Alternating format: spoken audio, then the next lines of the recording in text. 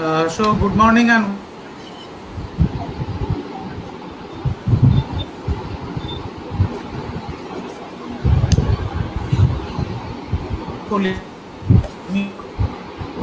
College. Uh, so first of all, I express my sincere gratitude to the webinar director, Dr. Biplab Chakraborty, Professor, Department of Library and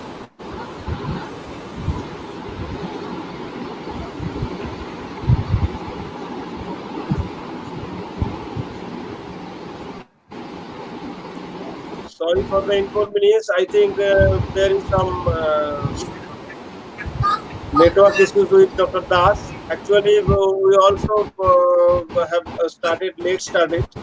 So again, we all welcome to you all in this webinar and on the topic implementation of learning management system and prospect problems and prospects. We have with us Dr. PSM sir, Parthasarathi Mukhopadhyay sir. He is well known and very popular nowadays on the different topics. So please be patient and wait to hear from him. I have also very much learned from his different speech on different topics. He's very encouraging to all of us. We have different participants from the outside also, in addition to the India. In addition to the outside Bengal, we have outside India also. We have participants from Morocco, we have participants from Russia, Philippines, Egypt, and many other places also. So please be patient. We have in collaboration with Bhairav Ganguly College. And thank you very much to the Vice Principal, Sanjit Kumar Das sir. And he has some technical issues now.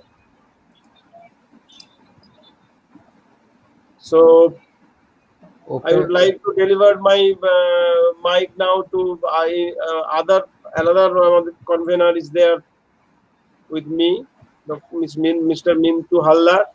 So, Mr. Hallar, please, you can continue. Thank you, Dr. Salam. Thank you, sir. Now I request my beloved teacher, Professor Biplab Chakraborty, chairman in this webinar. Sir, say something about the InfoLib and webinar. Over to sir. Thank you, Mr. Mintu Hallar and Dr. Abul Salam. Good morning to all. Respected Vice Principal of Bhairav Ganguly College and patron of this webinar or series, Dr. Sanjit Kumar Das, Professor Dr. Parthasarathi Mukhopadhyay, the sole speaker of this webinar, the teacher colleagues of Bhairav Ganguly College, the executive members of InfoLib Academia, and the Vice Chairman, Professor Dr. Aurobindo Maiti is also present here. Dr. Sheikh Abul Salam, librarian of Shibpur Dinabandhu Institution and one of the conveners of this webinar. Mr. Mintu Hallar, librarian and bursar of Bhairav Ganguly College and another convener of this webinar, and dear participants. I am very happy to be present here in this webinar. Rather, it may be said that webinar series. And today, my young friend, Professor Parthasarathi, is present in this webinar day. Professor Parthasarathi Mukhopadhyay needs no introduction because, like me, everybody believes that he is a dynamic personality, and his speech may not be confined only within the library information science field, but also help to develop the knowledge and skills of the persons involving other fields of academic interest. So, Professor Parthasarathi Mukhopadhyay will be speaking on the topic, today's topic. So, but I have to mention that as this is the series of the collaborative series. Collaborative series means collaborative series of webinar between the Infolib Academia and Bhairav Ganguly College. Because we have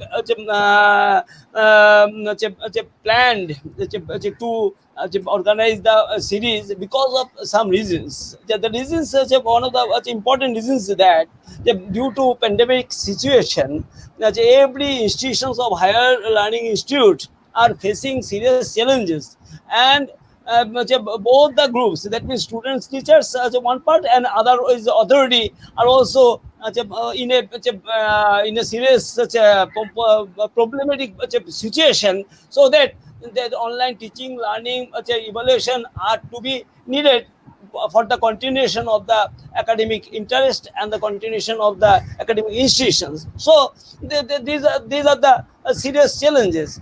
And on that basis, both the party, that means Infolib Academia and Bhairav Ganguly College, have decided to organize 4 days webinar series, collaborative series, and that will be will be divided, or that was divided into 4 parts. That was divided into 2 parts. The 4 series into 2 parts. One part is mainly concerned with the online teaching, learning, evaluation programs based, and other is the role and activities of the and services of the libraries of the institutions of higher academic institutions. So on that basis, on 20th and 29th, we have arranged 2 webinars on the issues of the library's role and services relating to the online teaching, learning program. And on 24th and today's program, that means 31st program, is basically concentrated on the online teaching, learning, evaluation, how it could be done in the academic institutes of higher learning. So these were our problem. These are our program, and due to some problem, Dr. Sanjit Das is not available now. I think he will be speaking later.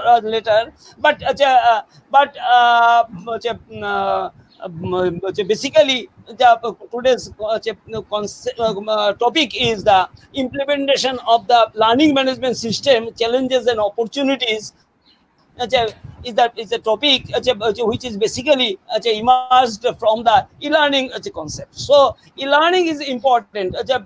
So learning management system incorporates a number of issues, a number of areas that is online services, online delivery services, online teaching, online learning, and other issues like documentation, etc., reporting. So there are many advantages also. There are a number of features, a number of areas are there. But how the advantages will be beneficial to the institutes of higher learning, that is the main issue, that is the main concern of this webinar. So the topic is chosen in that way, how to be implemented the learning management system, and what are the challenges to be faced, and what are the way out to overcome the situation, that means the challenging situation for implementing the learning management system is the issue. So all these issues, I think, will be discussed by Professor Partho Sarathy Mukhopadhyay. He is very well known, and he is doing work or research on that field for a number of days, and rather for a number of years. So I request you that keep yourself concentrated on this on the topic relating in this webinar, and I think you will be, all the participants will be beneficial from the deliberations of Partho Sarathy Mukherjee's speech. So I now request my convener, friend, to to say something. My microphone is handed over to the convener. Convener, please. Thank you.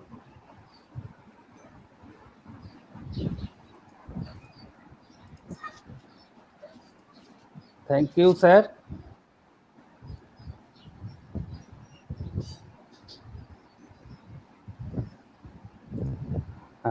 Thank you, sir, for your kind words. Good morning, all of you. I'm Mintu Haldar, one of the convener of this webinar. Before I start introduce of Professor Dr. Parthasarathi Mukhopadhyay, I have an announcement. We are going to organize the last webinar of the first webinar series in collaboration between Infolib Academia and Bhairav Ganguly College. Second series of collaborative webinar will be held on and from 8th September 2020. All are cordially invited. Now I am going to introduce our honorable speaker, Professor Dr. Parthasarathi Mukhopadhyay. It gives me immense pleasure to invite Dr. Parthasarathi Mukhopadhyay on behalf of the organizing committee of this webinar. Thank you, sir, for accepting our invitation to deliver a lecture on implementation of learning management system, problem and prospects. Professor Mukhopadhyay is currently working at University of Kalyani as a professor in the Department of Library Information Science. He has been teaching library and information science at postgraduate level for the last 20 years. He completed his postgraduate studies from University of Burdwan and done his PhD from Jadavpur University. Dr. Mukhopadhyay started his career as library professional in a Central Glass and Ceramic Research Institute, CSIR, Kolkata, and from there he went to join Vidyasagar University as a faculty in the Department of Library Information Science in 2001. In 2007, he joined University of Burdwan as a faculty. In 2012, he joined University of Kalyani as an associate professor in the Department of Library Information Science. His area of specialization is online community information service, and he now currently working on an application of open source software and open standards in designing library services. Dr. Mukhopadhyay has more than 100 conference papers and research articles, publication in different national and international journals. He has written many books and many courses were developed for IGNOU. Dr. Mukhopadhyay was a member of UNESCO Curricular Development Committee on Open Access for research scholars and library professionals and developed one exclusive module on open access. Professor Mukhopadhyay acted as metadata consultant for the project National Digital Library of India. He is a member of the advisory committee of National Virtual Library Project of Ministry of Culture, Government of India. He is a supervised many courses on Swayam platform of MHRD, Government of India. He has guided many students and achieved PhD degree under his supervision, and many scholars are pursuing PhD under his supervision. Lastly, it is better not to introduce PSM sir. PSM sir is a famous person, not only our subject, but also in different subject. He is a very familiar. Therefore, sir, I welcome you, enlighten us with your thoughts on today's topic. Sir, please. Thank you, Mintu, for all the kind words. I hope that I am audible enough to all of you. And if there is any kind of problem, let me check that whether I need to increase my sound setting or not. Okay. And during most of the part of my presentation, I will keep my video off because I am now hibernating in a remote corner of Bengal. It's basically a network poor zone. So please forgive me for that. Most of the time I will keep my video up so that you don't face any kind of problem during the transmission. So Salam, the sound level is okay, or should I increase the sound level? No, sir, it's enough. Fine. You can carry on. Okay, fine. So I'm making my video up and sharing my screen.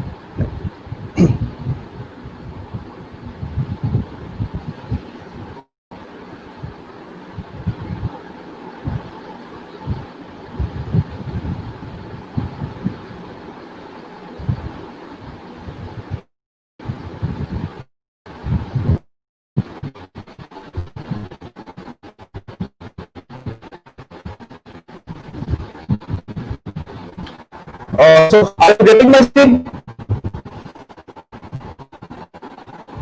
Hello. Are you getting my screen? Salam.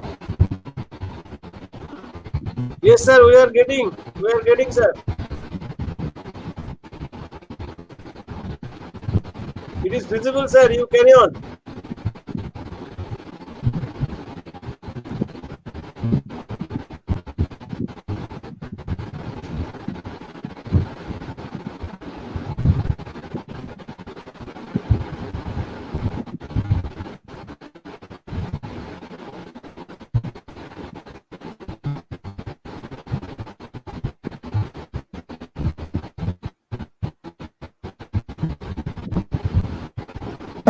So I do hope you are getting my screen.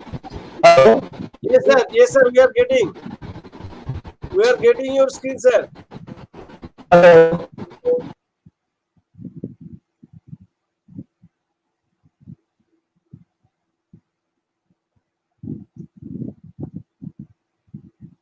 We are sorry, but there is some technical issues with our Parthasarathi sir. Please be patient. We will active very soon. Actually, we have selected the topics keeping on mind that there is UGC MOOCs guidelines are there. How we can create e-content, how we can, there is 4-quadrant model approach is there in UGC MOOCs. So keeping in mind on that UGC MOOCs guidelines, we have selected the topics. There are 4 quadrants approach in UGC MOOCs guidelines. Quadrant 1 is creating video, audio lectures with the task assignment to the teachers. And then in quadrant 2, we will have to create our e-content. After creating the e-content, we have to organize, and then we have to manage the content. So there are a lot of challenges and ways in managing e-content and organization part. After that, in quadrant 3, as per UGC guidelines, there is the part of linking e-resources or web resources. So how and which e-resources have to connect or link with the students or as per our syllabus or guidelines, which we will taught to the students as far as teachers teaching concerned. So we have to linking the web resources as per our syllabus structure. And then in quadrant 4 part, we have the evaluation part. So thank you very much, sir. Is joined now.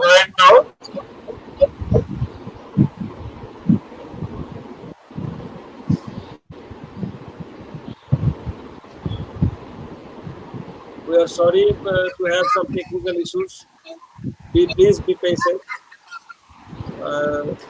So are you getting the screen now? Okay, fine. So please just interrupt if you are not losing connection in some part of the deliberation. Okay, Salam. Sir, screen is now blank, showing blank. Okay.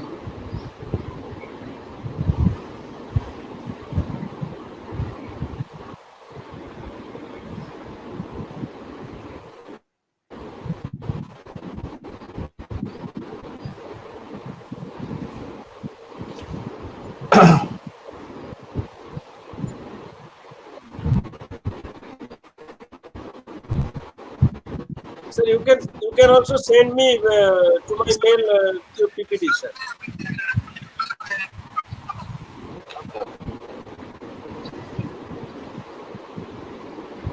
I am writing my mail in the chat box, sir. Okay. So what you can see now on the screen? Sir, black screen. You just open the PPTs. I think you have to open the PPTs. I opened already. So you have select the entire screen or application window.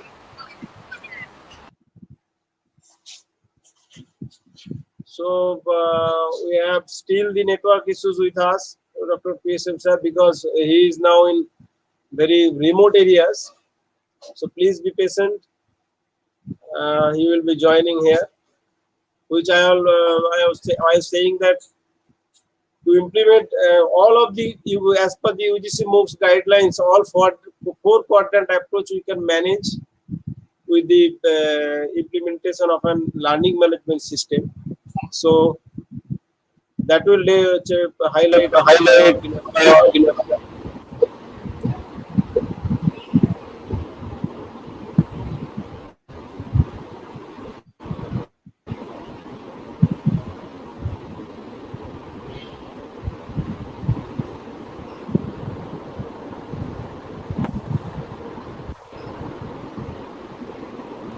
Getting it now? No. Say again. Yes, sir. It is now visible. Okay. So this particular webinar is very important in one sense that e-learning is coming a big way in universities, colleges, and India as a whole in different sectors of education. So my topic is here: virtual learning the open way. How library professional can help in developing different kind of e-learning activities. How libraries are can push them inside the e-learning workflow. So lot many new things are coming. Lot many new avenues are coming in the domain of higher education. Now, if we start the slide presentation, you can see here that before going into details of my presentation, my kudos to the teaching fraternity because three important things I have observed in this particular pandemic situation. Teacher given a challenge, they boldly accepted the challenge and came up with the flying color. The challenge demanded that they go through the digital transformation overnight. Many teachers, almost 80 to 90% teachers, right from the primary level to the tertiary level, are not tech savvy teachers. But overnight we have thrown the challenge of they took the challenge, teachers mind actually, and they said the challenge accepted. They hid their tech fears behind a smile, and because the students' learning is at stake, that is the concept. So I salute kudos to the teaching fraternity. I'm really feeling proud belonging or becoming a part of this fraternity. Then the challenge demanded that they have to make with limited or almost no resources. So teacher again said the challenge accepted. They started working overnight to plan for teaching without any resources because children's learning is at stake. And the challenge demanded that they may need to teach while 50 odd parents are watching over their shoulder, judging them for their every little move, including their voice modulation, pronunciation, grammar, knowledge, love, and warmth. Teacher said, okay, challenge accepted. It did not matter because the children's learning is at stake. So these three challenges teacher accepted worldwide, not actually related to India or some part of Asia. Almost it happened overnight all over the world, and teachers came with the flying color. And here also lies the role of library professionals. Library professionals, because of the nature of their course curricula and etc., they are slightly more prone to technologies. They are slightly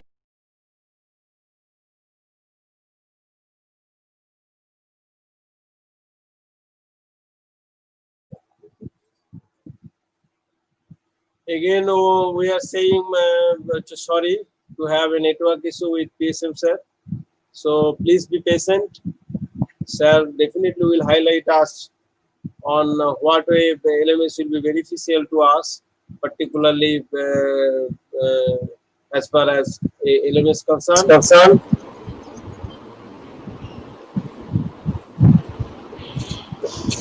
আজকে এত disturb করছে কেন বলো তো? SteamYard, in fact, SteamYard একটু স্পিডটা বেশি লাগে sir it is now visible. Okay. So as I said that the teaching faculty was helped judiciously by the library professionals.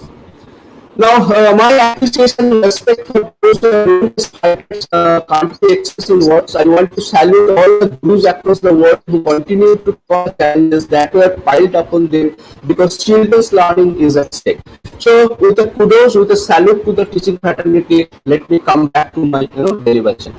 So you know already whether you are a teacher or a library professional or remotely connected to the academia, you already know the shift of it happened. You believe it or not, you actually not it happened because one particular point is remember that in case of teaching learning evaluation, the entire world is based on basically two major components. One is the journals in case of higher studies like PG level courses, and for books in case of graduate level courses. So I'm concentrating my deliberation here only in higher education scenario of India because primary and secondary education again a different ball. As I belong to the higher education domain, I will be concentrating on that only.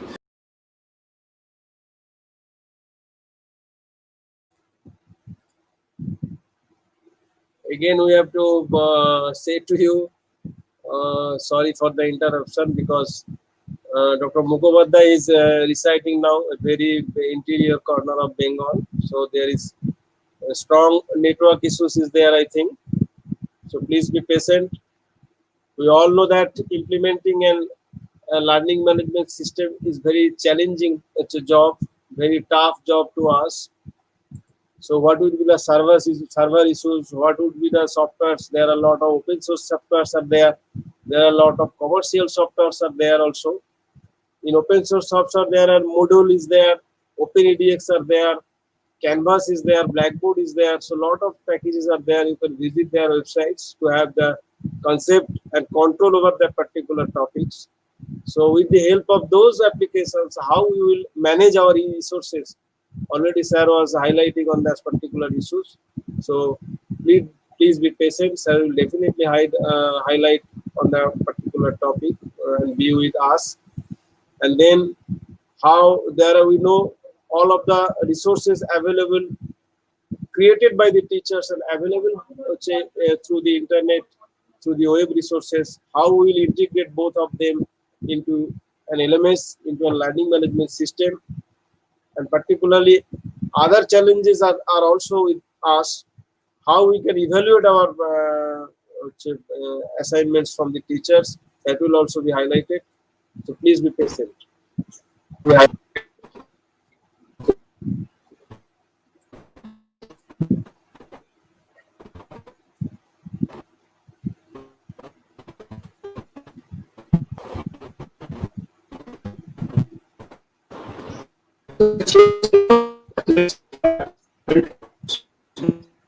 Well, Sir, please share your screen.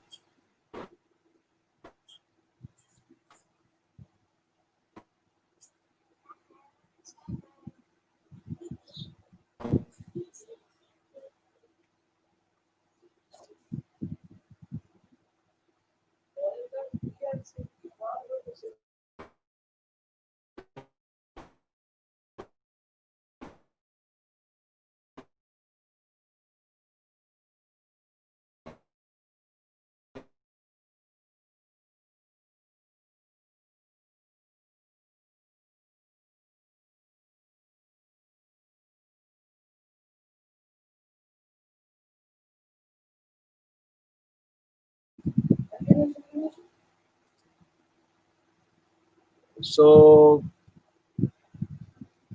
we are still the problem arising from network issues. So please be patient. And there are a lot of issues with the topics. What would be the problems? Particularly, there are two parts. I think there are two parts at the time of implementation of an LMS. One part is in the server level, So what would be the server? Selection of the server level, that is very much important. So please be patient.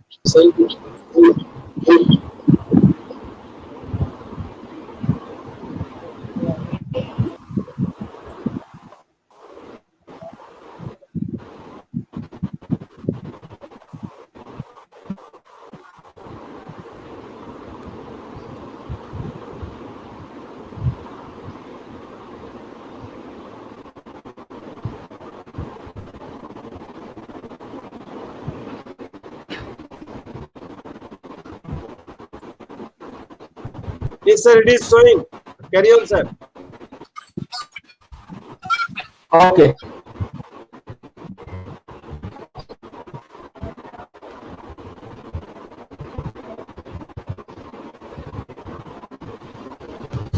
Okay.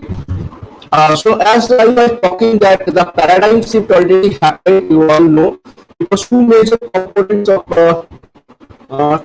components are actually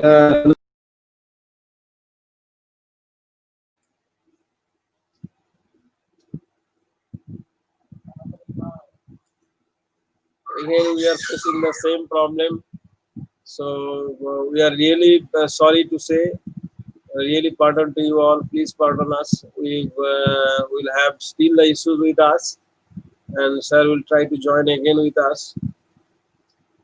So what I am saying, the server issues is the main concern. Whether it is internal server, that means whether we want to implement in it or keep the server in our area, that means in our institution part, or whether it would be implemented through the cloud-based server. There are a lot of cloud servers are available in the market. We can have choose the server level, as because as the multiple heats are concerned. That means when the teacher and students will be communicated through the LMS portal.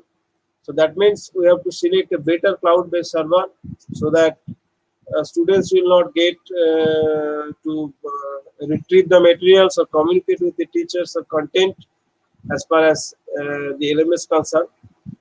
And there are also some apps are there also in relation to the applications of different type of LMS.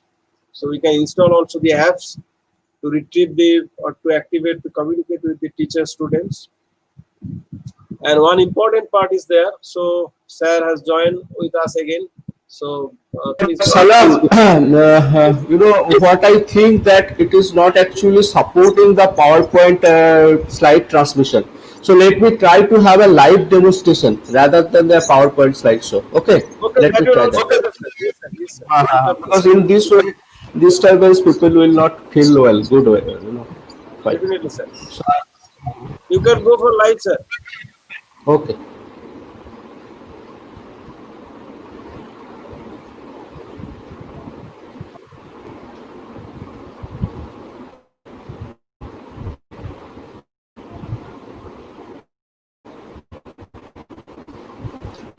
So you can see the screen now.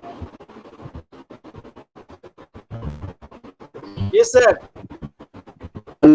It is visible, sir. Okay. Carry on. So I extremely sorry because tomorrow today morning, in fact, I'm facing this kind of problem. So it is not supporting the full slideshow presentation over the video transmission. So let me go for a lighter kind of presentation. As you know that already mentioned in this video, because of this pandemic, I actually not quite agree with the statement that because most of the teachers and most of the library professionals believe that e-learning is a plan B and it is actually working in this era of and the strange time in this pandemic situation. But I do not agree simply because of the fact there are many other factors which are actually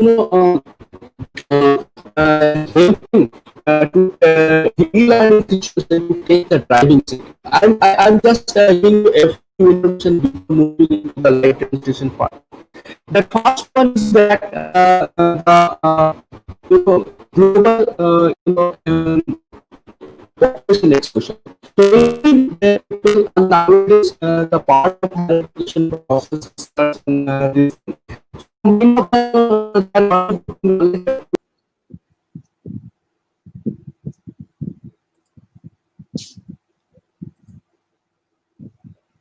Again, we have the same issues with us. Sorry to you, we are still waiting for sir, so that we can continue the demonstration. Strong network issues are there, so please be patient with us. And what I am saying in the break of this connection. So server issue is an important part. Sir has joined again. And the second thing what I talked about is basically the information overload or information explosion. So what happened actually, one particular Pew Internet Research Group says that an average person all over the globe is receiving 10 gigabyte of textual data in every minute. So on the one hand we have population explosion, on the other hand we are having the information explosion.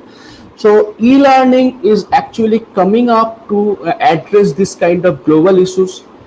Another important things related to Indian higher education is the unevenness. So e-learning is also a plan, not a plan B, in that case a plan A of the government of India to reduce different kind of unevenness in the higher education scenario of India.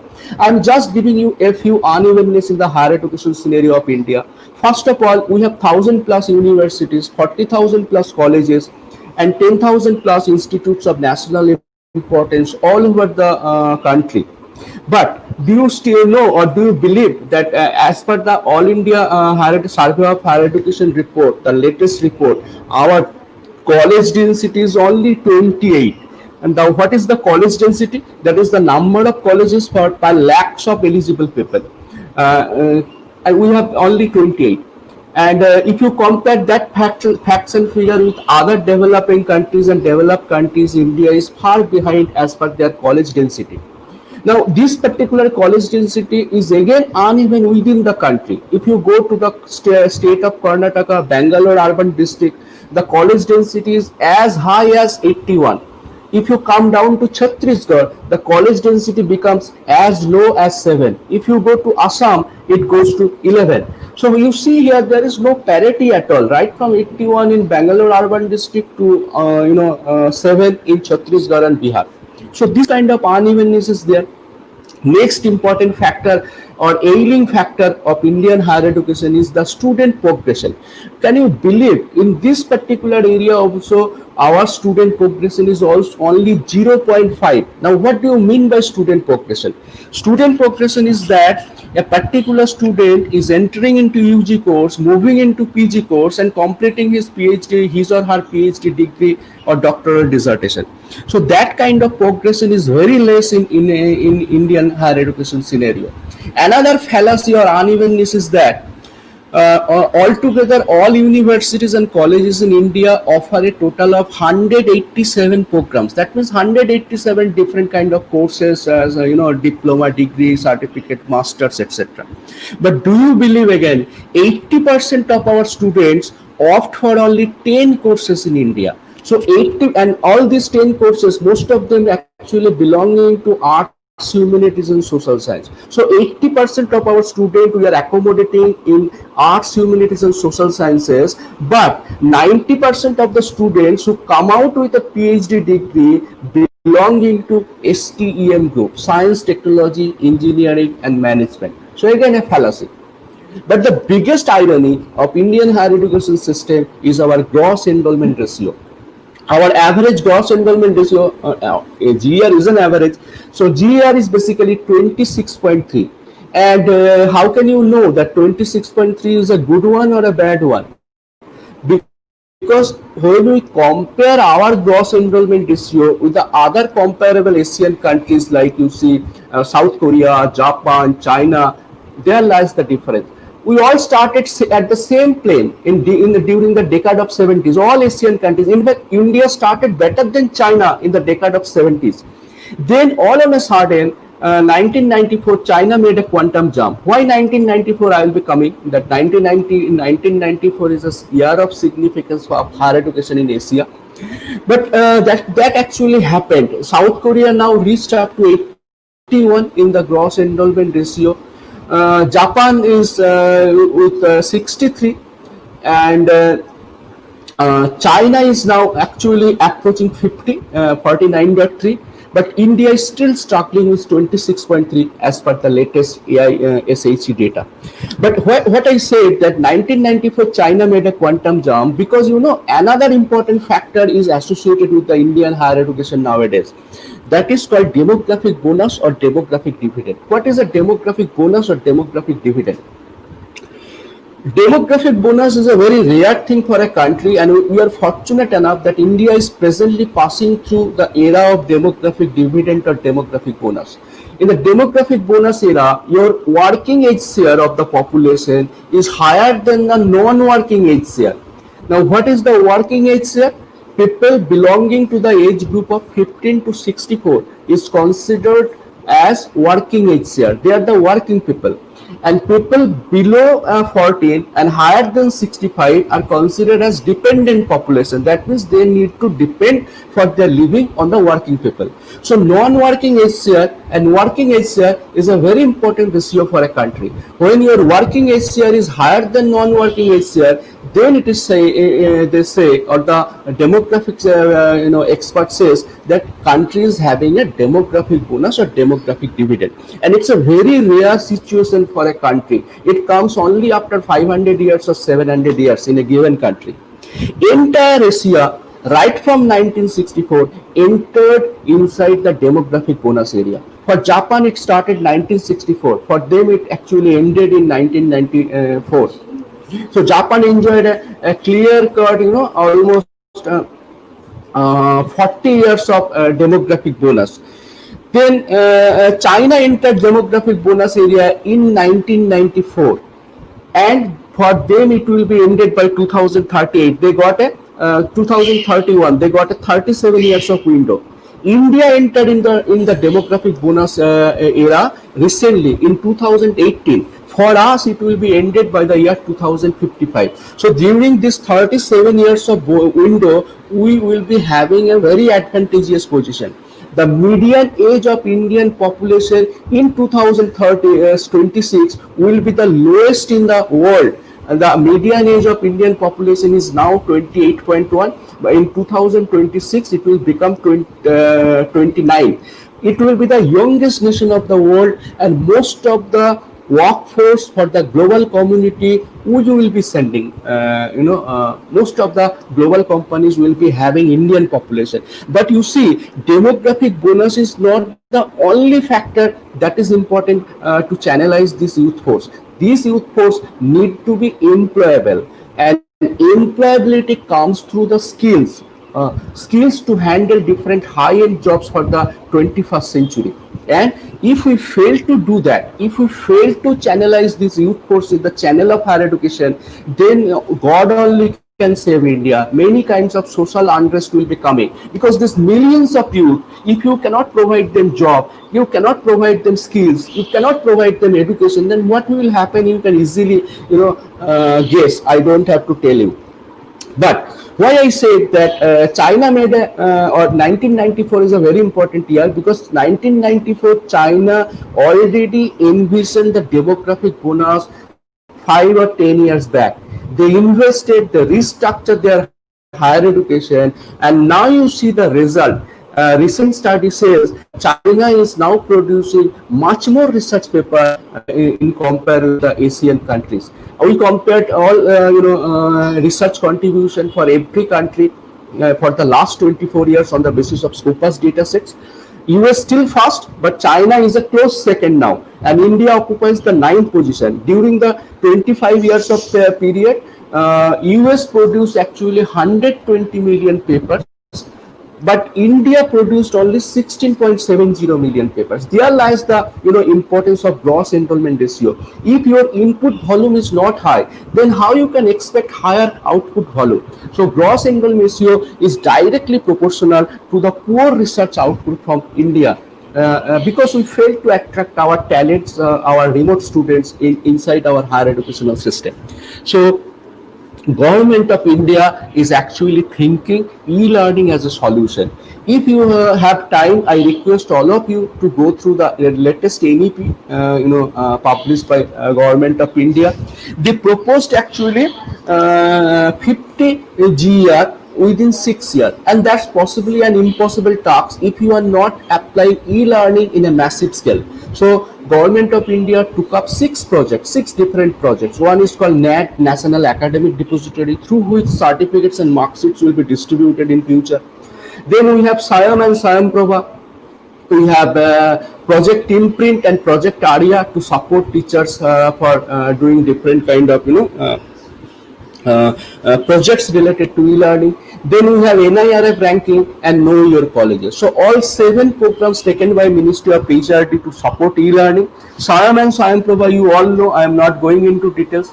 But here what I am trying to show you that if that e-learning is actually coming up as a solution to address all the ailing factors of higher education of India, then today or tomorrow you need to jump over the e-learning situation in a structured way. As I said, most of the teachers took up the challenges and they come up with innovative solution overnight. But please remember that if you are doing some kind of e-learnings in India, you need to follow a model. You are putting all of your labor in different kind of resources like Google Classroom, like online classes through Zoom, Jitsi, etc. But you are not following a structured way. If you are not following a structured way, in that case, what will happen? All the labors you are giving to develop different kind of e-learning activities, that will not be taken into consideration, because Ministry of PhD clearly stated that you need to follow a 4-quadrant model, and already Salam I mentioned this particular model. Now, what is a 4-quadrant model of e-learning? It's a very simple one.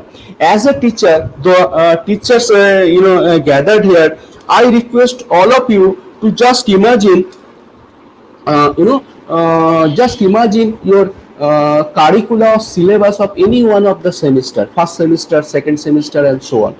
So here you see, if you go through the curricula or the syllabus, you will identify the entire syllabus includes now number of courses. Previously we called them papers. Now because of the CBCS system, the nomenclature changed, we call them now courses.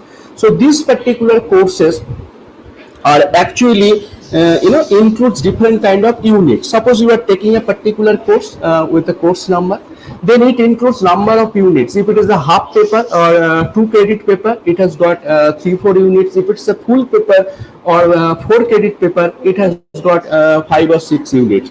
So within the unit, if you go, you will find lot many topics. So 4-quadrant model is actually targeting the topics under the unit. You need to identify a topic you are teaching particularly under a unit. Now each of these topics must be supported by 4 parameters. Parameter 1 is a video tutorial or e-tutorial. You can prepare a 27 to 30 minutes of video for each topic. And if your video is higher length, you please reduce or you please divide the entire video into part 1, part 2, part 3, and so on. So Ministry is saying that your video should not cross the limit of 30 minutes, because nowadays nobody can give due proper concentration if it is not more than 30 minutes of duration. So divide your e-tutorial logically in different group. If it is going beyond 30 minutes, then when your quadrant 1 is over, come to quadrant 2. What is the content of quadrant 2? The lecture notes you are using, the lecture notes you are sharing with your student, plus please try to convert them into the soft copy. 8 to 10 pages of summary text, a PowerPoint slides related to the topic you are covering. So this actually belonging to the quadrant 2, e-text quadrant. Then quadrant 3 is the further reading list. Here your librarian friend can help you enormously, because they know the availability of different kind of resources. They are trained how to check the quality of the resources, how to check the authenticity of the resources. So leave them that particular job to the library professionals. And Ministry of HRD categorically said that for further reading list, when you are preparing the list of readings, then you use open access resources as far as feasible. For example, you are giving a list of 10 related books. Now, 8 out of 10 is actually available commercially, hugely costly, so students cannot procure. So, giving that kind of list is actually equal to not giving any kind of list. So, if you are providing a 10 number of documents as a reference list, try to have only 5 and 6 documents, quality documents in such a way that all are available through different kind of open access channel, green path, gold path, bronze path. Your librarian friends already knows this. So try to take their help and try to use a reference management software to prepare the list. They again are champion of using different kind of reference management tool. You can take a help from them. Now comes the quadrant 4. In the quadrant 4, you need to prepare different kind of evaluation, after the, because all these 4 quadrants are targeting the 3 fundamental facets of e-learning: teaching, learning, and evaluation. So evaluation part, any LCMS you can use, and MCQ based question, short answer type question, video comprehension, audio comprehension, all are actually you can do. And Moodle, what I am going to show you, and why Moodle I will be coming, that Moodle is actually supporting now 36 types of MCQ. In case of late set examination, we are habituated to see only 5 to 6 types of MCQ. Now there are 36 types of MCQ supported by LCMS. You can give a related video and ask question from that video. You can give an audio speech and can ask question from that audio speech. You can have VPL, virtual programming lab. You can have VRL, virtual remote lab, to teach different practical courses related to science. So nowadays these LCMS are quite mature. But I'll be soon. I will again try to show you this particular concept in live mode. But before that, again a point of caution is that everything is e-learning, and we people are using e-learning as an umbrella term. So if I am using a PowerPoint slide in my smart classroom, that is considered as an e-learning. Any kind of ICT enabled teaching, learning, evaluation is considered as an e-learning, and it's a very dangerous thing. Everything is not e-learning. E-learning must support interactivity. If there is no interactivity, it is not e-learning. So on the basis of this single parameter, there are 3 kinds of concepts in the domain. One is called digital learning environment, and be very careful to distinct this related terms. One is called digital learning environment, or DLE, entered in the domain of e-learning right from 2001, when we can distribute our structured coursework over the network in an interactive manner. So that is called digital learning environment. During the latter half of the first decade of the 21st century, that is 2008-9 onwards, another new concept entered, that is called VLE, virtual learning environment. Now what is a VLE? VLE is actually DLE plus communication. That communication part is supported by different kind of synchronous and asynchronous mode of communication. Now what is a synchronous mode of communication? When you are actually attached with the source in real time. Say for example, this kind of web conferencing, video conferencing, internet relay chat, you are connected in real time. And what is asynchronous mode of communication? That means you are connected but not in real time. Just imagine your email system. You read the email of your friend, then answer. So it's basically a half duplex process. Then another example is blog posting. In this way, asynchronous mode and synchronous mode of communication, when attached with digital learning environment, to support teacher to teacher, teacher to learner, and learner to learner communication, then we call it is a VLE, virtual learning environment. Now the 2015-16 onwards, another new concept is coming in a big way that I am trying to show you in live mode if possible, if network supports. That is called managed learning environment, or MLE. Now what is an MLE?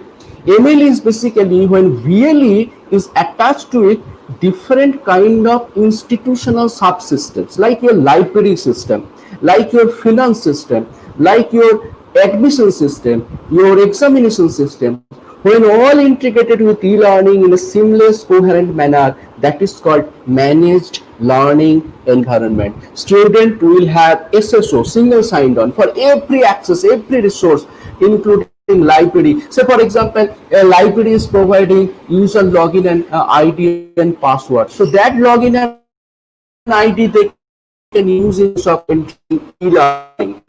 And if I'm providing them a learning part for their learning subsystem, they can utilize that particular to enter inside the library system. So it will be vice versa. So that kind of SSO is a very important thing nowadays. And that managed learning environment, digital virtual learning environment and digital learning environment are the key concepts in the domain. But other two concepts are very important. One is called MOOCs. You already know, massive open online courses. Now MOOCs is a kind of VLE, but the purpose is different. When you are talking about virtual learning environment, you are talking about the initiative of a single institution or a cluster of institutions. Say for example, Bhoirav Ganguly College can cluster other nearby colleges and prepare an e-learning platform. So that kind of group of institution or a single institution can start a VLE. But MOOCs is a nationwide platform where any number of courses, any number of learners and any number of teachers can be accommodated. So it requires huge investment, because you see SWAYAM is actually built on the top of OpenEdX, and it is developed not by any Indian companies, it is actually developed by Microsoft. So huge infrastructure, huge investment is required for MOOCs. It is unlikely the university or a college will be starting a MOOCs platform. That is not going to happen, because MOOCs is the purpose is quite different. So MOOCs you can consider as a massive virtual learning environment where any number of courses, any number of learners, any number of teachers can be accommodated. Another concept, important concept, is blended learning, and I personally believe in the coming 3-4 years, India will be passing through the phase of blended learning. What is blended learning? It is the judicious mixture of the traditional brick and mortar classroom based teaching along with the any form of e-learning, digital learning, virtual learning or managed learning or MOOCs. So suppose for example the recent regulation came from UGC that a PG student can complete 50% of the credit. Suppose a particular MLIC course you see 64 credit courses. So 32 credit course they can complete over network in SWAYAM platform, and 32 course they can complete in a traditional university. So this kind of revolutionary regulation is coming up in PG level. So in future it will be 80-20, then it will be 100%. So that kind of regulation is bound to come to UG level also, where they will be starting with the 20%, 30%, then they will move up to 100%. So this is called a blended learning. A learner is free to take up courses either from the traditional scenario or from the SWAYAM platform or any other platform recognized by the Government of India, Ministry of PhD. So this kind of concepts are going on. So very important concept is that we are presently running through the virtual learning and targeting the managed learning. Now comes the what are the tools and services we are going to use.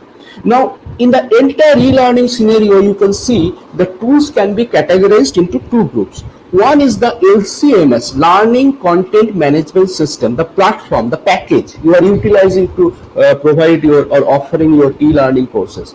Then there are other kind of tools which you require to develop courses in each and every quadrant. For example, quadrant 1, e-tutorial, how you can prepare a video tutorial. Now video tutorial can be developed either through screen capturing or by screen capturing and camera capturing. So software, everything what I am suggesting you here available as open source software. You can right from now you can download, you can start working. If you are working in a Windows environment, the best screen sharing software, what is a screen sharing software can do? Suppose I am running a PowerPoint slide presentation in my screen, and it can capture the screen the way I am presenting the slides alongside voiceover. So that kind of system cannot capture your webcam. So it can capture only screen and the voice. So this is called screen capture software. In case of Windows, we are having Cam Studio, very good software, freely available. It's a freeware. If you are using Linux, I am personally using Ubuntu, and I am using a very good screen capturing software, open source software called Kazam. I don't know whether the equivalent Kazam is already also available in Windows platform or not. That you can check it up.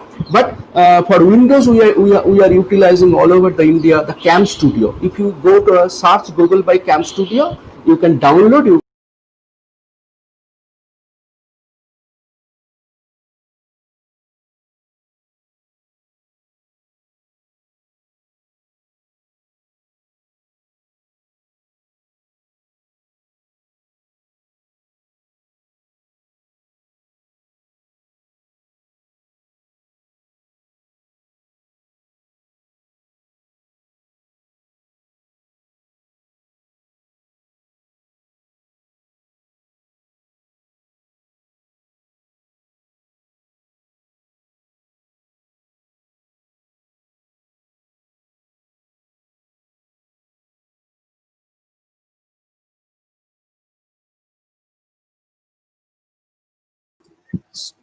So we have facing some network issues again. Sir is there with us.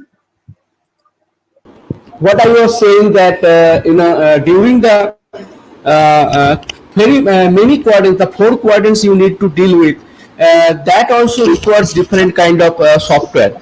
In the quadrant 1, you need to have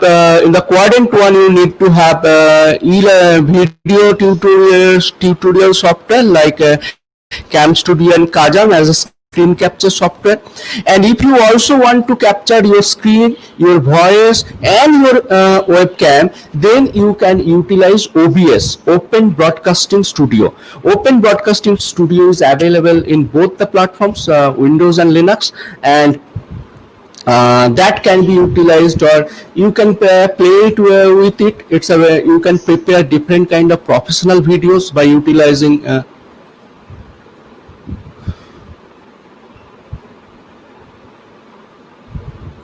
you can utilize different kind of you can develop different kind of professional quality videos by utilizing OBS. And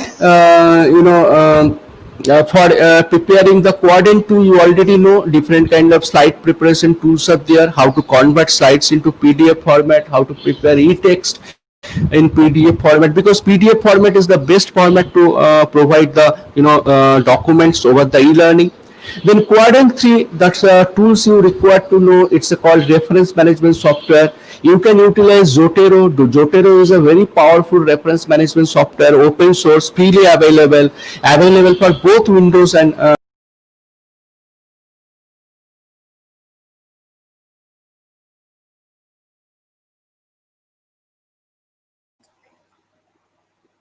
So we are again sorry to say that we have still the network issues with our PSM sir. So he's currently now highlighting us what would be the tools very much related with the 4-quadrant approach. So as I said that this tools are required for you, and Zotero can be utilized by you to develop different kind of reference list by following the citation standards like APA, NLA, Chicago, etc. So now this is the theoretical backup. I am extremely sorry I could not provide you the PowerPoint. I am sharing the slides with Salam so that we can distribute it amongst you. Yes, sir. You just share me the PPT, sir. Okay, I'll share. Send it to my mail. I will share you on your PR. Okay. So now you see, let me try to have a live presentation. I simply don't know whether I can do it, because this kind of network problem I have never seen during the last 3-4 months I'm doing webinar. We know that StreamYard requires a bit higher level of bandwidth, but this much of disturbance I have never faced. Anyway, let me try to share my screen so that I can show you the exactly what I said that is possible. And regarding the LCMS part, there are many candidate software in open source domain, because as you know, I'm not in favor of the commercial software, and that's why I'm saying that there are many open source software and matching open source software. There are 8 tutor developed supported by UNESCO, all are LAMP-based and run Windows and Linux both. There is modular object-oriented dynamic learning environment. Moodle is an open source software. Anyone can download, can install. It is rich with many plugins, and it has got the highest user base in the world. Please remember, no commercial e-learning software is at all comparable with the open source freely available LCMS like Moodle. Moodle has the highest user base in the world, and lot many advanced level institutes all over the world. In fact, last week, IIT Kharagpur decided to switch over to Moodle platform for their next semester e-learning courses. So you see the something is available free, that is not good. That kind of mentality must be avoided. Moodle is free and the best. But the question is that if your e-learning system is not available over the web, then there is no point of having an e-learning system. My e-learning is available only in LAN. That does not mean anything, because nowadays in this pandemic situation, how your student can access your campus-wide LAN? So your e-learning system must be available over the network. Now there comes the two problem. One is that the problem that how to get the cloud hosting system. There are again two options. You can pay a little and you can have a professional cloud services, and there you can install Moodle and you can run yourself. I do not prefer that option. I am now going to show you an option what we are using right from the pandemic situation in the University of Kolkata is basically a free of cost e-learning solution where my software is freely available as Moodle, the latest version of Moodle 3.9.1, as well as the cloud hosting is also available free of cost. 500 registered user I can accommodate. 50 concurrent user at any given point of time, more than sufficient for my department. 10 GB of spaces. In fact, nowadays as different kind of video streaming server are there, YouTube, Vimeo, etc. So you don't have to upload your video, and my advice is that don't upload your videos over the in your LCMS server. You always upload your video in YouTube or Vimeo. You can open up a channel, and then you can embed that video inside your system. So there, in that way, you requires only a few GB space. 1 GB is sufficient for the entire coursework for our courses. But the free sources service what I am going to share with you is actually giving me 10 GB of space, 500 registered user, 50 concurrent user, and completely free of cost. So the problem is that there are two problems. One problem is that they are living on the top of advertisement. So some of the advertisement will be popping up, and I don't mind those advertisements because those advertisements are all related to education only. Even NIT Rourkela, IISc Bangalore, so all kind of advertisements are coming. I'm happy to share with my students. So that is one problem you may consider. Second problem is that you cannot install any plugin except the plugins given by them. So that is another limitation, but take it from me, I am running this service for the last 5-6 years, and the plugin systems they have given more than sufficient to run a course. So let me now try the last try to share my screen. Otherwise we will be switching over to question answer session. So hope for the best.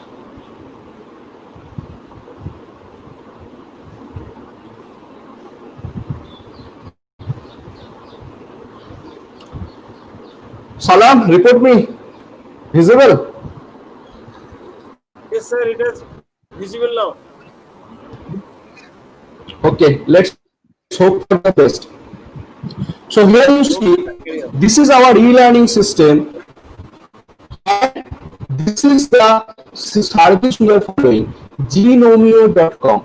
If you go to this particular site, genomeo.com, you can open up your consider your e-learning course. They will ask you only the domain name of your virtual name server. My virtual name server I have given, my email is given. So your hosting is free, your security they will manage, your 24/7 mode power they will manage, everything is free. So it's anyone can start this particular course with a little bit of training in Moodle. Now here you see, again in this particular scene, you see this is called OH2 based authentication. Moodle is now supporting REST based authentication as well as Koha. Koha latest version 20.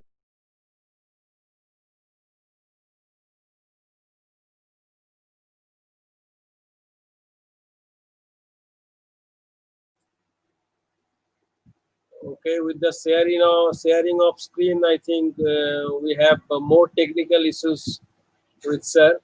So please be patient and with us. I think sir will come and join with us again to continue the session.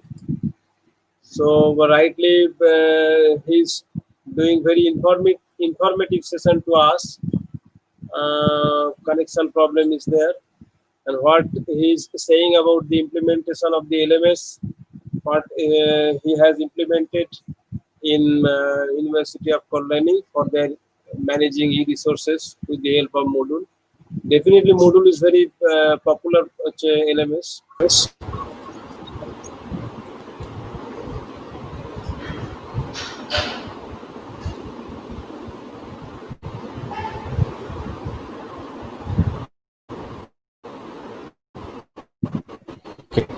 So you see here, this is my site, and we actually prepare a hierarchical level structure. You can see lot many advertisement is coming up like computer system, other things. So we allow them because they are living on the top of advertisement. And that is the only condition you have to allow them.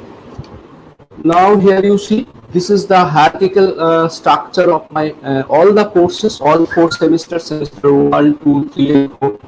Now if I take the semester final semester courses, you will be having an idea about the 4 quadrant learning system. Everything including cloud hosting is free. You just take a little bit of, you will be having an idea today, then you just take up any Moodle video tutorial etc, how to create courses. A very simple thing. You just need to consider 2 things. One is the resources, another is the activity. Resource data, page format, forms and format. So suppose this is the course of the all the courses of semester 4. Let us take any of these particular courses. Say this one, library service platform. So objectives and these things are given there. Now the moment my students enter inside this process, it starts with the generic modules. So this module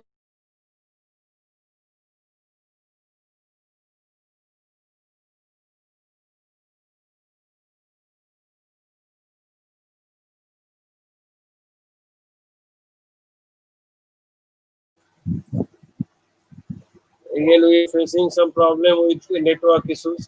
Whenever sir is sharing his screen, we are facing the same problem. So really, Moodle is a very important, popular application in comparison to the other learning management system, as because others is there.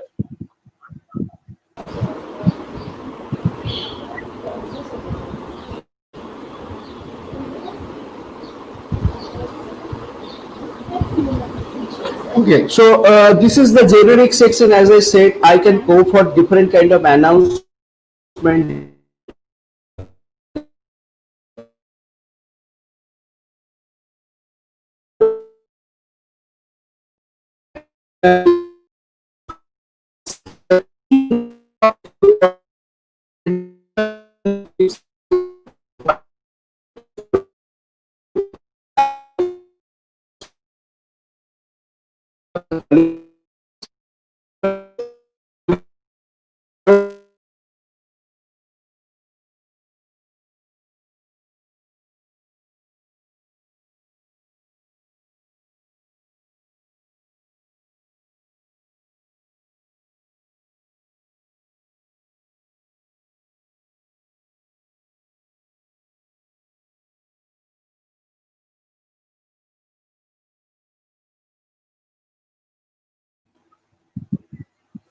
Again, we are having same problem. So please put your questions if you want to ask sir. Put your questions in the YouTube chat box so that we'll be able to keep it to sir on your behalf. What you have learned or what you have heard from sir's presentation.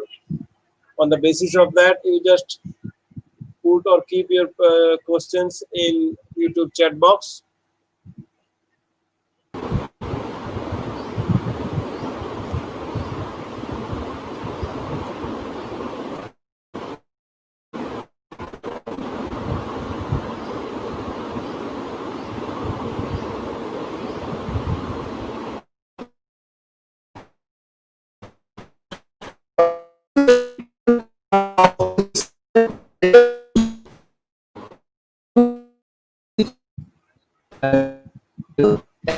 Sir, your screen is showing blank.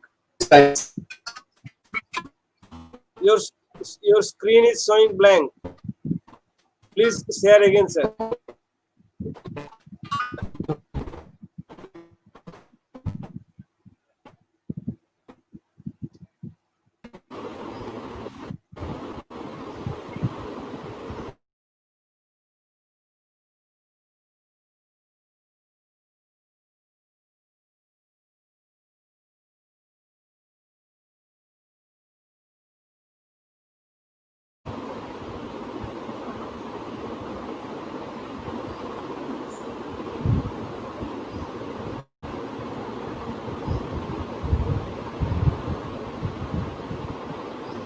It is visible, sir, now. Okay. So as I said, our target is a particular topic. Say for example, ILS transition is a topic, social and technical factors, ILS transition. Now, if we come back to this particular topic, another important factor, let me tell you, that it is not mandatory that you need to follow quadrant 1, quadrant 2, quadrant 3, quadrant 4 sequence. What I personally follow is the quadrant 3 first. That means I give them reading list first, the essential reading list. Then I go for the quadrant 2, that is the e-text part. Then I go to the quadrant 1, video tutorial, and then quadrant 4 will always be the last component of the 4 quadrant model. Now they can click here to have all kind of open access resources related to this particular topic. If they click here, they will be having a e-text or summary text related to this one. So even in the summary text also, it's a 8 pages summary text. I also try to provide lot many further reading list, reading list, mostly from the open access domain. Now when their e-text part is over, they can again go back to have a slide presentation on the topic, say presentation on ILS transition. So they can go for different kind of presentation. They can download. That's why I'm saying your PPT can be converted into PDF format, because all LCMS is much more comfortable with PDF format, and PDF format is platform independent, and you can have the same effect like your PPT here. So they can download also. After this is over, they can go back. Now comes the most crucial part of the e-learning system, that is the video tutorial on the topic. Now as I said, I prepared the video tutorial by using OBS software, but I never upload them inside my Moodle server. I always upload them YouTube or Vimeo. Vimeo is slightly academic. YouTube is good for is possibly the best one for video streaming. Vimeo is not up to that mark, but Vimeo is academic in nature. Now anyone you can utilize to open up your channel. Now here you see, when my learners click this video tutorial on ILS transition, what happens?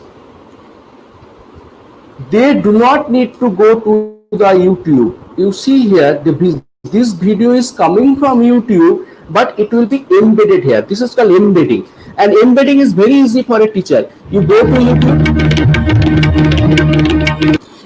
YouTube, you share that particular video. It will be asking you, do you want to have the embedding code? You just copy that snippet, code snippet, and paste in your Moodle things. So that kind of video snippet you can do. My student can go for the full text mode, they can go forward, they can come backward, and many things. To integrate those particular object into our library automation system seamlessly. Now let us have a close look of what do you mean by so my point is that video you can prepare in this way. That video is a homemade video. Then you can add different kind of prefix and suffix kind of thing. End screen we call it. Slowly you will be learning. Don't worry. And then you upload the video, open up your channel, and embed it from there.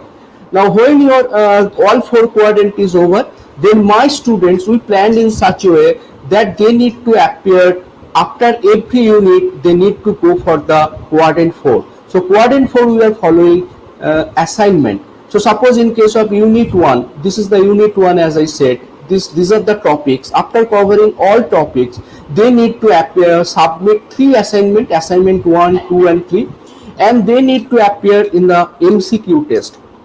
So after this MCQ and assignment is over, I can publish the grade book for unit 1. So my university, as per the rule of Kalyani University, we prepared the grade point calculation formula, weightage formula.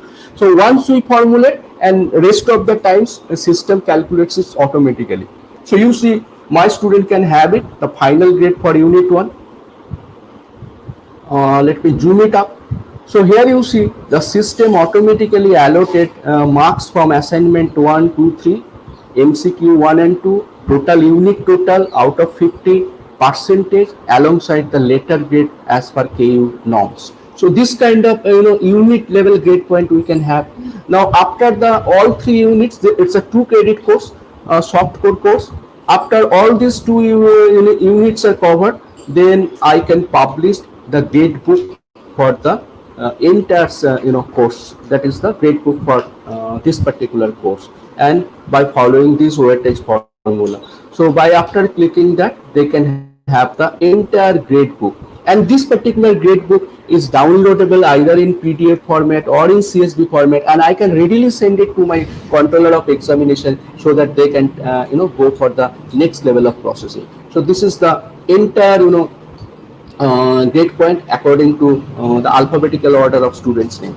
So this way we are running these courses almost free of cost, without any support from the university, and the team DLIS KU, including our research scholar, my colleagues, my HOD, all are supporting, all are taking part in this situation. And you see, it's almost a professional quality course nowadays we are having, and because everything is free. Now comes the question is that as many library professionals are there, and I said that role of libraries are also changing, in this pandemic situation, in this e-learning workflow. Let me try to have another light mode so that I can show you. Now, as I said that in e-learning system, a library needs to follow push model in place of the pull model. Nowadays what is happening in traditional learning system, as a teacher I take up the class, I refer a few documents, then my students go to the library and pick up the documents if available. Now this is called pull model. Library is pulling in students towards it. Now in e-learning platform that is not possible. In a pandemic situation that is not possible. So what we need to follow a push model of in place of the pull model. What do I mean by push model? That means library is pushing itself with all of its resources, subscribe resources, open access resources, local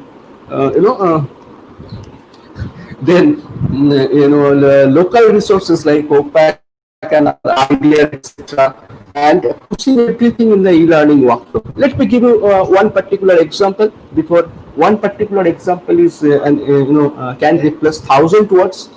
So this is a particular course, second semester course, and you can integrate that as per the course basis. That means you can introduce your library at the global level, that is the global parameter. For every courses it will be available, but again you can customize that what will be available for which courses. So for example, in case of a second semester course, we have customized. My student this is a course on resource description and content designation, mainly related to the metadata encoding, CCF, Mark 21, Mark 21 authority format, etc.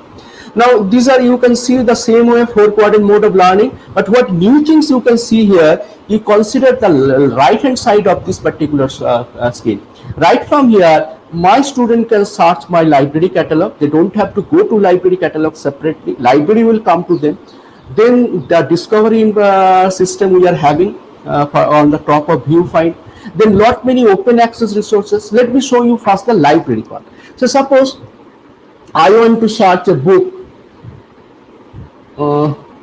Okay, so a book on God, although it has no relation with cataloging, let me show you that book on God, or rather a book written by Gandhi. So I am searching right from here. You see, my student is not going outside of this learning interface. This is called the push model, and we have integrated our local Koha inside module. That integration is called LTI, Learning Tools Interoperability. Different systems can be fused together to have a coordinated effort. Now the interesting thing is that what I am going to show you that requires a little bit extra space, that my system detected, or my student searched by author Gandhi as author. So these are the books available, and here you see it can readily identify this book is available in full text as open access resources from a particular portal called Gandhi Heritage Portal. It's a famous, Gandhian Study Institute. Now now you see the worldwide famous document book written by Mahatma Gandhi, My Experiment with Truth. If my student click the My Experiments with Truth here, like an OPAC, the details of the book will be coming. Say for example, how many copies are there, which copy is available, everything. But here you can see, if a particular book is available in open access domain, my learner can click it here, and they can have the OPAC or the book itself right from here.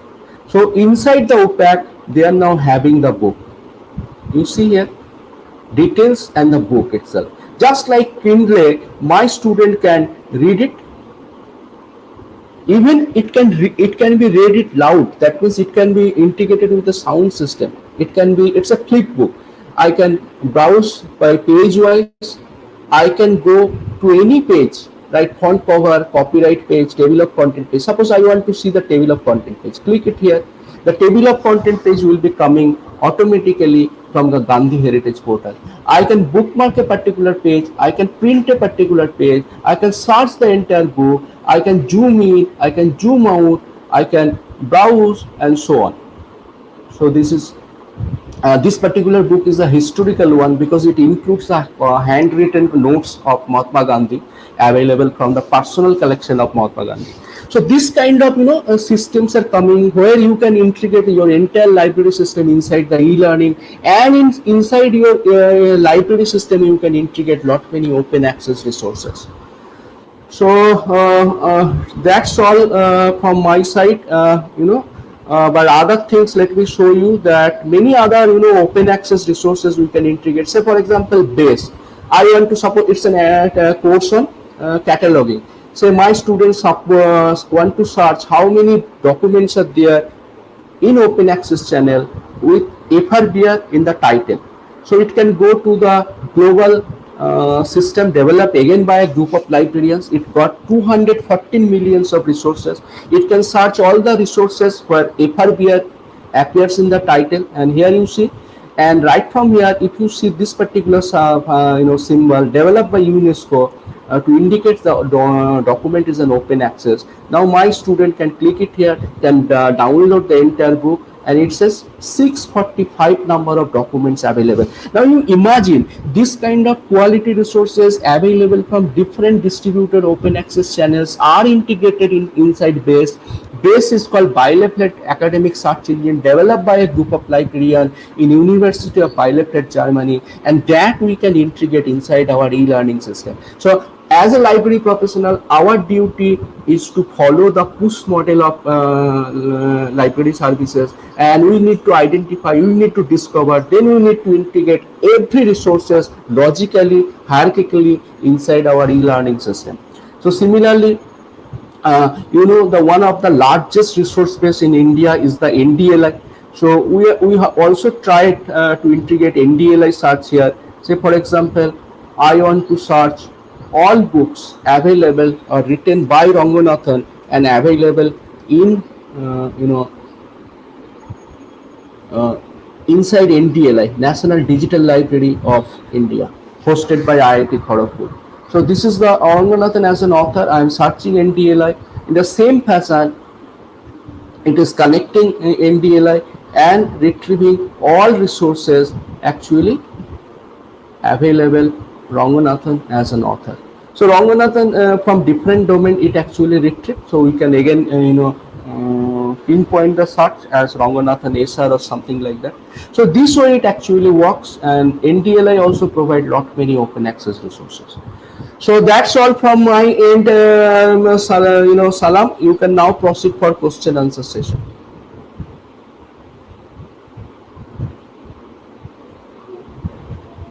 It suddenly become very good at the end of the presentation. Now, Definitely. Just I want to share that information, sir. You told me. So thank you very much, sir, for your nice and informative session. We always learn from you. Whenever you deliver the speech, sir. Thank you very much, sir. Again, now we will have the question answer session. So I already asked the participant to place his questions in the YouTube chat box. We will place the questions on your behalf to our beloved sir. And we have also Dr. Shekhar Modok. Biplab Chakraborty sir, who is the director of this webinar also and chairman InfoLead Academia. And I would like to over to Dr. Biplab Chakraborty sir to continue the question answer session. Sir, please carry on. From Shekhar Modok. One question is Zotero or Mendeley, which is better for reference management? And another question, hello Patro. Another question from Shekhar Modok, that does Moodle provide technical support for creating and managing the course? Thank you, sir, for coordinating this particular session. And as Shekhar Modok asked that which one is better, Zotero or Mendeley? Both work in the same way, but I support Zotero. Why you know? Because Mendeley is a freeware, not open source, and Zotero is a completely open source. We can integrate different kind of further tools and services inside Zotero. Recently, if you follow my Facebook post, I posted that Zotero now can be integrated with the Retracts and Watch database, so that suppose wrongly I have included some kind of references and that is actually that particular paper retracted for some different academic reasons. So Zotero can now inform me in real time that this paper particularly has been retracted. So that kind of provision is not in Mendeley. Otherwise, they work in the same fashion. I personally favor Zotero. And the second part of the question, the Moodle provides technical support or not. There is actually, if you are going for this kind of cloud hosting system, what I have shown, Zenomeio, so you simply do not need any kind of technical support. They are actually supporting you at the behind the screen. What you need to take care only the content level architecture. The only condition is that your coursework must have some kind of content and you must have users. If you are not having users, you are not having content, they will be deleting your course within 3 weeks. Otherwise, they will allow you to continue for indefinite period of times, and it is completely free from any kind of technological support. You are free from that kind of jobs. Next question from David Ogochu. David Ogoche, how can you blend DLE, VLE and MLE together? Is it achievable? Very good question, actually. I really liked it. You see here, there are different phases. If you see, look upon the human society as a whole, we have progressed from agricultural society to industrial society to information society or knowledge society. Does it mean that we have completely abandoned agricultural equipments and entered into knowledge society? No. You are having in your kitchen, you are having in Bengali kitchens, you are having Mixicum grinder as well as Silnora. So Silnora we are carrying from the Paleolithic age. So we are always carrying legacy from one age to another age. So what did I mean by this DLE, VLE and MLE? These are the respective growth and development over the years. DLE is basically VLE is basically DLE with asynchronous and synchronous mode of communication. MLE is basically VLE with institutional subsystem integration. So this is a kind of evolution of e-learning system, and it is not required to be blended together. That means when you are having MLE, you are already having VLE at the back end, and VLE is having DLE at the back end. Okay. Next question from David Ogoche Parto. Apart from Moodle, which other free learning management system is recommended? Okay. So apart from Moodle is the best so far I have experienced, but other very close close open source candidate may be the ATutor. ATutor is now supported by UNESCO, and ATutor is also based on the a LAMP architecture, just like Moodle, Linux, Apache, MySQL or MariaDB and PHP. But one of the beauty of ATutor is that in ATutor, you can convert your entire course curricula readily into ebook. That facility is yet not available in Moodle, but that we are utilizing a lot in case of ATutorial. Suppose I am uploading sequentially all my classroom lectures, class note, etc. At the end of the course, I can convert them in a multimedia book by utilizing ATutor. Otherwise, rest of the things are almost same. They follow the same, that particular model is called social constructivist theory of digital learning.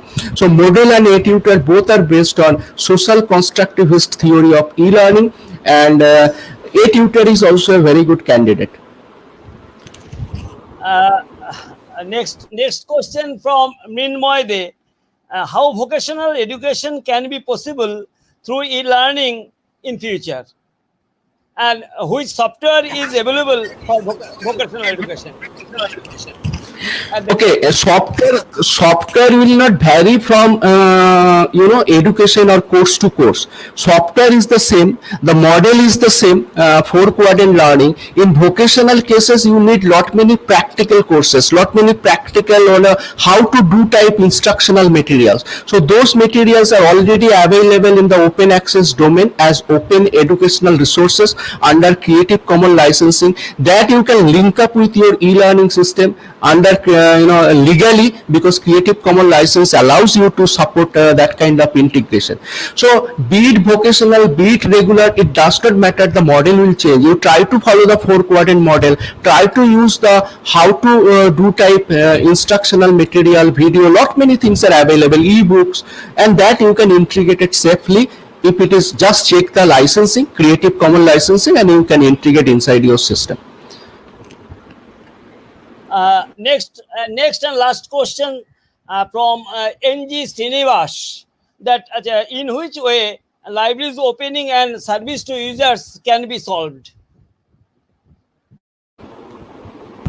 Presently, you cannot go for the physical opening of libraries. So the possibly in the last part of my demonstration, you have seen how we are integrating libraries inside the system. There is a famous proverb in India, if Muhammad is not going to Parbat, then Parbat needs to come to Muhammad. So we are following that kind of model. We are actually Parbat and going to Muhammad. Muhammad is our users. So that kind of integration is quite possible. That technology is called LTI, and we are actually using two open source software for integrating with interacting with each other. One is the Moodle that supports LTI, and the latest version of Koha supports REST API. Same credential we can utilize to switch over the that is called single sign-on. Any user of Koha can enter Moodle. Any user of Moodle can enter Koha with the same credentials, and you can have this kind of Koha can slight rectification or modification is required. It can automatically snatch which particular book is available on the basis of title, ISBN matching rule from the open access domain. That it can be integrated automatically, and my user can read the book, can download the book automatically. And 80% of the textbooks are already available in some open access channels, and librarians need to discover that, need to integrate that. This is not the basically questions to Parthasarathy Mukhopadhyay, but there are some questions also that Abhijit Rai and Pawan Kumar asked for PPT either from Professor Parthasarathy Mukhopadhyay or from webinar. So this may be the question, and another question from R. Sengupta in this line. Okay, I will be within 10 minutes. I will be sharing my slides with Salam. So Salam will distribute to all of you. Okay. Then after complete and wonderful discussions by or deliberations by Professor Parthasarathy Mukhopadhyay, though in the meantime some network connection problem is there, but ultimately the শেষ ভালো যার সব ভালো, so all well that and so Parthasarathy Mukhopadhyay has completed his discussions or deliberations very nicely. These are very informative, thought-provoking, mind-blowing, and excellent in two sense from virtual learning in open way. So kudos to the teachers thinking. That means the challenges ahead to the teachers from traditional minded teachers to e-learn based teachers. So there is a number of areas that he has mentioned, from voice modulation, pronunciation, grammar knowledge to the scenario of higher education institutions in India from the point of demography, geography, rural area, gross enrollment ratio, teacher student ratio, and others areas he has mentioned. So I am not covering all the issues, but ultimately the e-learning platform from different government initiative and which is going on, he has discussed in detail. Sometimes the voice break or the video break is a disturbance. Still I think that participants will be able to get the beautiful knowledge from Partha's lecture, and from the transition from DLE digital library environment to and then communication based digital library environment to virtual learning environment, and then managed library environment, and then massive online learning environment, and lastly he has mentioned about the blended learning system that is very much helpful to all the learning institutes which can be taken. Which can be taken easily, and I think ultimately on the basis of the quadrant approach for types, he has mentioned a number of areas that means the practices which can be going on, or which those are very important. And in the meantime, the Abul Salam's lecture is also helpful to the participants for in the meantime when the voice or audio is broken. And at the end nicely demonstration is given by demonstrated. He has demonstrated about the e-learning practices on the basis of the module in the Department of Library Information Science, Kalyani University, very nicely, and there is no voice break, there is no audio break at the time. So I think the applications of the module as learning management system for the implementation of the e-learning areas in the higher educational institutions can be understood by all the participants, and I personally have become more informative. I am more informed about the lectures and deliberations provided by Professor Partha Sarathy Mukhopadhyay. Very nice presentation. Thank you. So thank you to him. I am now and the questions also raised by the participants also very relevant. I think time is constant, so that number of questions can be there can be asked by the participants, but still a number of questions and the exact answers provided by Professor Partha Sarathy Mukhopadhyay, I think that will be beneficial to the participants. So I convey my thanks to participants also who raised the question. Now my lecture is complete. My part is over. I don't want to waste the time much. I am sorry. So I am now handing over my microphone to the conveners of the organizing committee. Please. Okay, thank you very much, sir, for your collaborative and cooperative question answer session. Really, definitely, sir, you are saying the right thing. Whenever PSMs are with us, we are feeling very confident over in any type of LMS part or in any NCT part. Applications are very much related with the academic and other institutions. How it will be communicated with local area network, or how it will be communicated with the cloud-based service network. Sir also all things highlighted here, particularly in case of implementation of learning management systems. In a lot of questions, plenty of questions are there carrying here in the YouTube chat box, I can feel. So as far as time concerned, so we are not able to take more questions.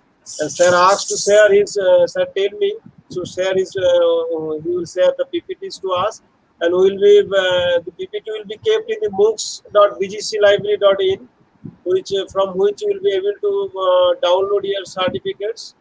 So please visit the moocs.bgclibrary.in. Here it is showing on the screen, and to download your certificates and the PPTs whichever Sal will deliver to us. He really provide some very good information, particularly considering the four-quadrant approach of MOOCs, UGC MOOCs. What would be the tools related with each of the quadrant, and how the tools will be used in creating the lectures and creating the content organization and management part, and how it will be evaluation part will be done with the help of the LMS. So really we are very much grateful and thankful to Sir, our beloved PSM Sir. And now we are at the end, and the time is going for vote of thanks. We have with us Dr. Aurobindo Maiti, who is the Vice Chairman of this InfoLib Academia and Professor, Department of Library and Information Science, University of Calcutta. He will deliver the vote of thanks now. So please, Dr. Maiti, you carry on. Okay. Very good afternoon to everybody. We are at the end of the session, and it's the turn for providing the vote of thanks. On behalf of the InfoLib Academia and Bhairav Ganguly College, and on my personal behalf, I convey my heartfelt thanks to Dr. Biplab Chakraborty, Professor, Department of Library and Information Science, University of Calcutta, and the webinar director for being present within his busy schedule and smoothly conducting the webinar and providing his valuable speech, which really enriched us a lot. I convey my heartfelt thanks to Dr. Sanjit Kumar Das, the Honorable Vice Principals of Bhairav Ganguly College, for continuous inspirations and providing permission to conduct this webinar and also providing his welcome address on today. I convey my heartfelt thanks to Dr. Parthasarathi Mukhopadhyay, Professor, Department of Library and Information Science of University of Kolkata, for accepting our invitations as invited speaker on today's webinar and presented a nice thought-provoking lecture, definitely through which we are all really enriched ourselves and benefited a lot. Initially, he faced a lot of problems regarding internet connectivity, but ultimately he impressed us a lot by his nice live presentations regarding implementations of learning management systems in the University of Kolkata. I convey my heartfelt thanks, you sir, and also providing the justified answers of the participants. And I think all the participants are really benefited for his valuable lectures. I convey my heartfelt thanks to you, sir. I convey my heartfelt thanks to Dr. Abul Salam, librarian, Sripur Dinabandhu Institutions, and joint convener of this webinar, for providing his valuable speech and also smooth conducting the webinar by providing his technical support. I convey my thanks to Dr. Sri Mintu Haldar, librarian of Bhairav Ganguly College and joint convener of this webinar, for arranging new environment for smooth conducting several webinars continuously during this pandemic situations. I really thankful Mintu for your continuous enthusiasm. I convey my thanks to all the participants, professional colleagues, faculty members of Bhairav Ganguly College and all the other institutions, research scholars and students who continuously watching this webinar, without whom the webinar can never be a grand success. Again, I want to convey my thanks to all of you. Thank you all. Now I hand it over the session to Mintu. One important announcement is that one thing, sir, PSMs are many participants asking for the site's address, which you have already implemented in Kolkata University for your course. So if you can share with us the URL, we can provide the participant to this URL.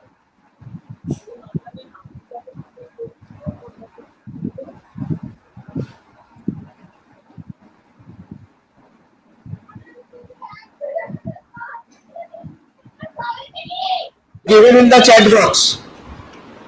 I have given the address in the chat box. Yes, this is, we have got it, and now I am displaying this on the screen. The address is here on the screen. That is myblisku.gnomio.com. It is scrolling on the screen. So participants are requested to note down the address.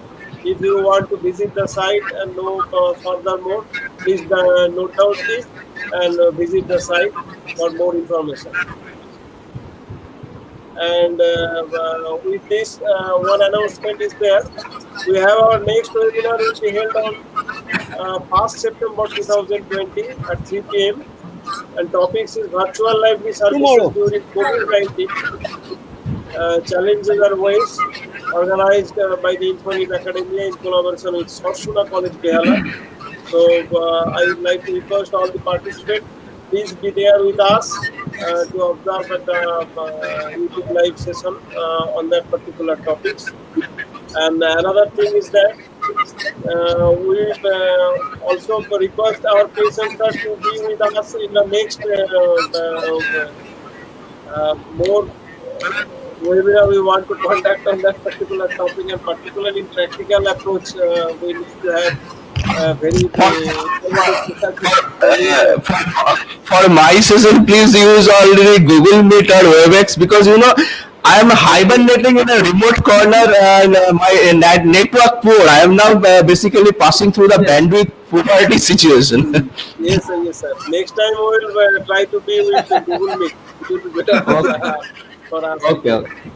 So, and with some practical approach, because we all want to Yeah, Abul, please. In the month of September, we will again organize a seminar, webinar. So Professor Yes, sir, Parthasarathi definitely. will speak. Okay. Okay, Mintu, you just say something and conclude the session.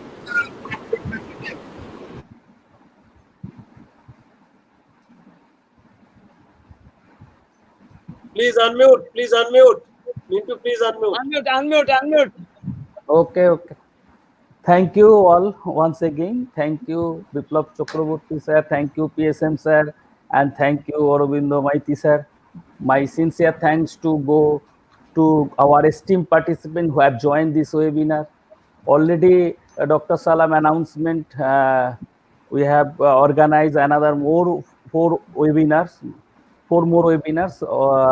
One is virtual library service, COVID-19 challenges and ways, which will be held tomorrow, 1st September 2020. Next, tools and techniques for preserving the library documents in the present situation, which will be held on 3rd September 2020. Number 3, national policy on education, 2020 and digital divide, which will be held on 8th September. And next, connecting the innovation and dissemination of the result on health issues on common people, ways and challenges. This webinar is held on 10th September 2020. We inform the participant that feedback link is already sent to YouTube chat box and your mail, where your registration has been confirmed. You can download the certificate from BGC MOOCs, and instruction on how to download the certificate has been mailed. I requested all participants to register for our next webinar. With the permission of Sir Chair, I conclude the session. Thank you, sir. Okay, thank you. Yes. Okay, thank you.